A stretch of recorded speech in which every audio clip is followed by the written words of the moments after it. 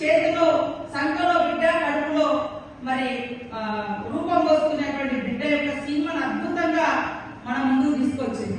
అవునా, మాకు ఈ హక్కులు ఉంటాయా అనే ఎంతో మందికి ఈ సినిమా ప్రేరణగా నిలిచింది. కానీ అలాంటి సినిమాను ప్రోత్సహించలేదు, అలాంటి వాళ్ళకి అవార్డులు రాలే, జైభీం సినిమా లాంటి వాటి. కానీ ఇవాళ పోలీస్ అధికారులు చట్టబద్ధంగా ఉండేటువంటి డ్యూటీలో ఉంటారు.